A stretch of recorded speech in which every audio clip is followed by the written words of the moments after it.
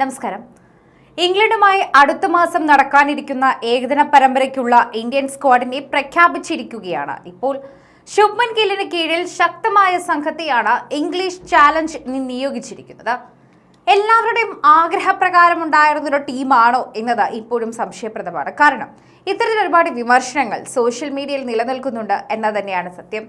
ഇതിഹാസ ബാറ്റിംഗ് ജോഡികളായ രോഹിത് ശർമ്മയുടെയും വിരാട് കോഹ്ലിയുടെയും അവസാനത്തെ ഇംഗ്ലീഷ് പര്യടനം കൂടിയായി ഇത് മാറിയേക്കും. സൗത്ത് ആഫ്രിക്കൻ അടുത്ത വർഷം നടക്കാനിരിക്കുന്ന ICC ഏകദിന ലോകകപ്പിന് മുന്നോടിയായി ഇന്ത്യക്ക് മികച്ചൊരു തയ്യാറെടുപ്പ് കൂടിയാവും ഇംഗ്ലീഷ് പര്യടനം. ലോകകപ്പ് സംഘത്തിൽ ആരൊക്കെ പ്രതീക്ഷിക്കാമെന്നതിന്റെ സൂചന കൂടിയാണ് ഇപ്പോഴത്തെ സെലക്ഷൻ ടീം എന്നുകൂടി പറയുകയും ചെയ്യുന്നുണ്ട്. സെലക്ഷൻ ടീം തന്നെ പറയുന്നതിനനുസരിച്ച് നോക്കിയാൽ ചില താരങ്ങളുടെ മാറ്റവും അതുപോലെ തന്നെ ചില താരങ്ങളുടെ മാറ്റത്തിന് കാരണവും നമുക്ക് വ്യക്തമാക്കി തന്നെ മനസ്സിലാവുന്നുണ്ട്. എന്നാൽ ഏകദിനത്തിൽ മികച്ച റെക്കോർഡുള്ള അവസരം ലഭിച്ചപ്പോഴെല്ലാം ശ്രദ്ധേയമായ പ്രകടനം നടത്തിയിട്ടുള്ള ചില താരങ്ങളെ ഇന്ത്യൻ ടീമിൽ ഉൾപ്പെടുത്തിയിട്ടില്ലെന്നും കാണേണ്ടതുണ്ട്.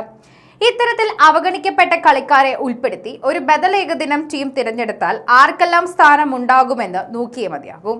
ഇന്ത്യൻ ടീമിനായി ഓപ്പണിംഗിൽ ഇറങ്ങുന്നത് യശസ്വി ജയ്സ്വാളും ഋതുരാജ് ഗെയ്ക്വാദുമായിരിക്കും. രണ്ടുപേരും ഇംഗ്ലണ്ട് പര്യടനത്തിൽ അവസരം പ്രതീക്ഷിച്ച് നിൽക്കുന്നവരാണ്. പക്ഷേ അജിത് അഗാർക്കറിന് കീഴിലുള്ള സെലക്ഷൻ കമ്മിറ്റി രണ്ടുപേരെയും അവഗണിക്കുകയായിരുന്നു. ഏറ്റവും അവസാനമായി അഫ്ഗാനിസ്ഥാനെതിരെ സമാപിച്ച ഏകദിന പരമ്പരയിൽ ടീമിന്റെ ഭാഗമായിരുന്നു ജയ്സ്വാൾ. ഇന്ത്യ 9 വിക്കറ്റിന് ഗംഭീര വിജയം കൊയ്ത അവസാന കളിയിൽ അപരാജിത സെഞ്ചുറിയും കുറിച്ചിരുന്നു. അതിനു പിന്നാലെയാണ് ഇംഗ്ലീഷ് പര്യടനത്തിൽ ജയ്സ്വാൾ പുറത്താക്കപ്പെട്ടത്. ഋതുരാജ് ഗെയ്ക്വാദ് ആകട്ടെ ഇന്ത്യയുടെ നായക സ്ഥാനത്തേക്ക് പോലും വരാനുള്ള ശേഷിയുണ്ടായിട്ടും ഫേവറിറ്റിസം കാണിച്ച് ടീമിൽ പോലും അവസരമില്ലാതെ വലയുകയാണ്. ശ്രീലങ്കയിൽ നടന്ന ത്രിരാഷ്ട്ര ഏകദിന പരമ്പരയിൽ ഏകദിനത്തിൽ തന്നെ ഇന്ത്യ A ടീമിനായി സെഞ്ചുറി അടക്കം നേടി ശ്രദ്ധേയമായ പ്രകടനം കാഴ്ചവെച്ചിരുന്നു അദ്ദേഹം.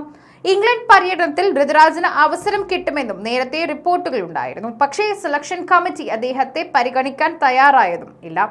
ഓപ്പണിംഗ് മുതൽ മധ്യനിരയിൽ വരെ ഏത് പൊസിഷനിലും ബാറ്റ് ചെയ്യാൻ മിടുക്കനാണ് ഋതുരാജ്.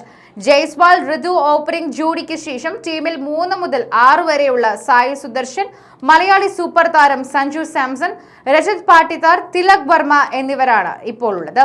സായി ഇപ്പോൾ ടെസ്റ്റിൽ തന്നെ മാത്രമേ ടീമിന്റെ ഭാഗമായിട്ടുള്ളൂ. എന്നാൽ ഏകദിനത്തിൽ നേരത്തെ 3 മത്സരങ്ങൾ കളിച്ചപ്പോൾ 2ലും 50 നേടിയ താരമാണ് അദ്ദേഹം.